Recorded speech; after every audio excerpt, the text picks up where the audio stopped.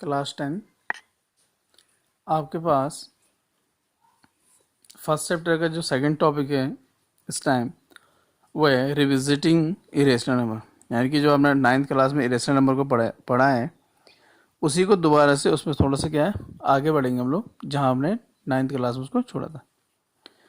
तो सबसे पहले इरेशनल नंबर होता क्या है, तो ए नंबर एस, एक नंबर आपके पास s is called irrational if it cannot be written in the form p upon q, if it cannot be written in the form p and q where p and q are integers, p and q की आपके पास integers है and जो q है आपका उसकी value क्या नहीं हो सकती, आपकी जीरो नहीं हो सकती। तो ये डेफिनेशन हो गई आपकी किसकी, इरेशनल नंबर की। कुछ सम एग्जांपल्स हैं इरेशनल नंबर के, √2, √3, √15, पाई, -√2 अपॉन √3, डैश एक्सटेट्रा। आपको पता है √2 इरेशनल नंबर है, √3 इरेशनल नंबर है, √15 पाई ये सब क्या होता है आपके इरेशनल नंबर होता है। तो in general √p is irrational, √p is irrational where p is prime. तो अगर p प्राइम है और अगर आपने उसका स्क्वायर रूट फाइंड किया है तो वो क्या होगा आपके पास इरेशनल नंबर होने वाला। इस इरेशनल पे एक थ्योरम है आपके पास, let p is a prime number if p divides a square, p एक प्राइम नंबर है और वो p and if p divides a square then p divides a। अगर p ने किसको डिवाइड कर दिया, a स्क्वायर को डिवाइड कर दिया है तो p किसको डिवाइड करेगा, a को भी डिवाइड करेगा where a is a positive integer.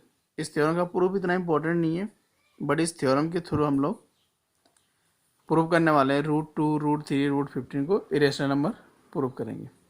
और √2, √3, √15 इस टाइप के जितने भी क्वेश्चन हैं तो 9th क्लास में क्लियरली कहा गया था कि इनका प्रूफ हम लोग कहाँ देखेंगे, क्लास 10th में। तो अब टाइम आ गया कि हम लोग इसका क्या करें, प्रूफ किसका, √2, √3, √15 इस टाइप के जितने भी क्या होता है आपके पास इरेशनल नंबर है उनको क्या करेंगे यहाँ प्रूव करने वाले हैं।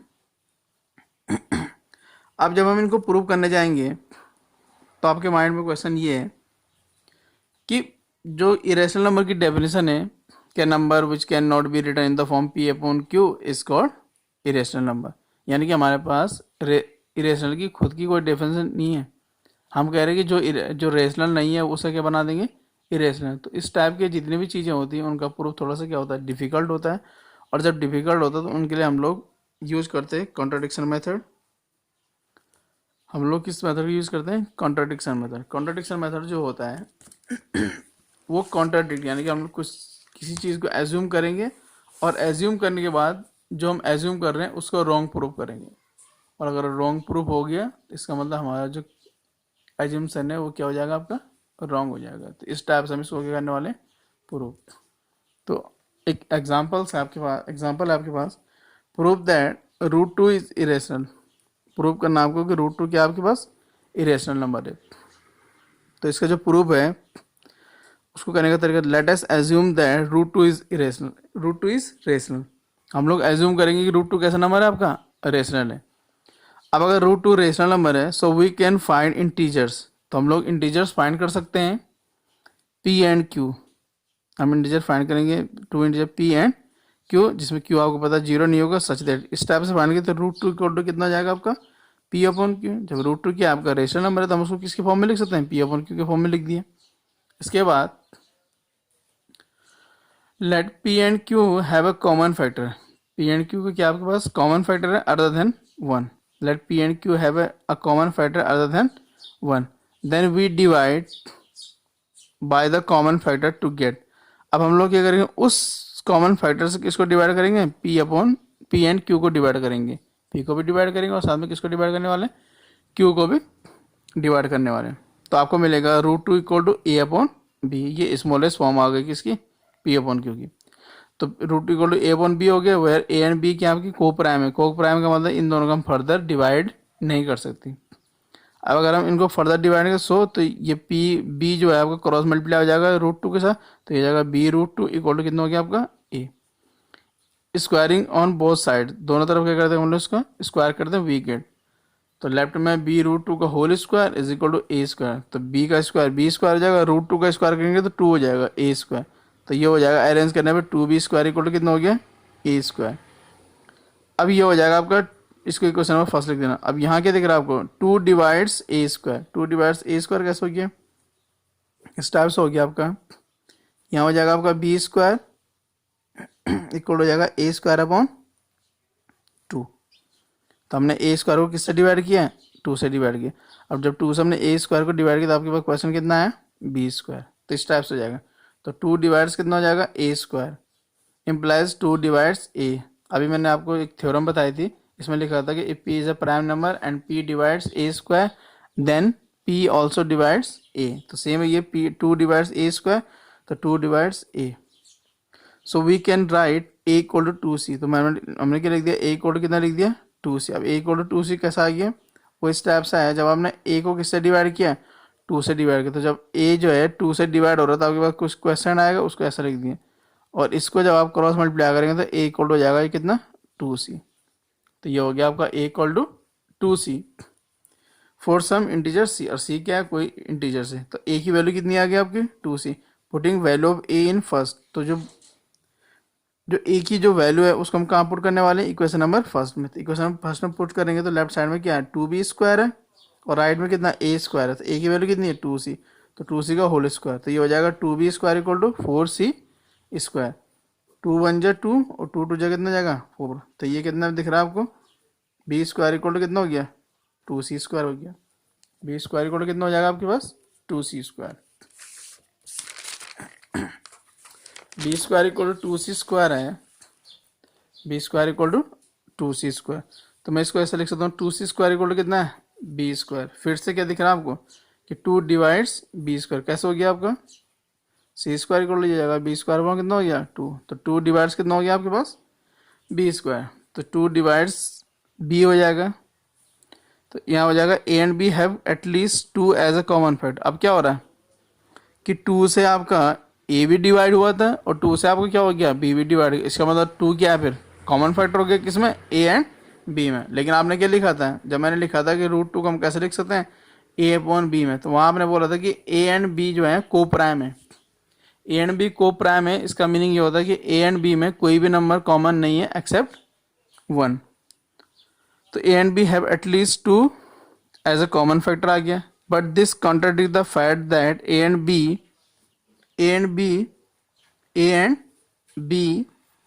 Have no common factors other than 1। लेकिन ये किसको कॉन्ट्राडिक्ट कर रहा है, हमने लिखा कि ए और बी में कोई भी नंबर क्या नहीं है कॉमन नहीं है एक्सेप्ट 1, लेकिन 2 कैसा आ गया आपके पास कॉमन फैक्टर आ गया। So our assumption that root 2 is rational is wrong. तो जो हमारा एजम्पशन था कि रूट 2 कैसा नंबर है आपका रेशनल नंबर है, वो क्या हो गया आपका रॉन्ग हो गया। तो जब ये रॉन्ग हो गया इसका मतलब hence we conclude that root 2 is irrational. तो रूट 2 कैसा नंबर हो गया आपका इरेशनल। तो ये इसका क्या है प्रूफ है, बहुत ज़्यादा इंपॉर्टेंट प्रूफ है।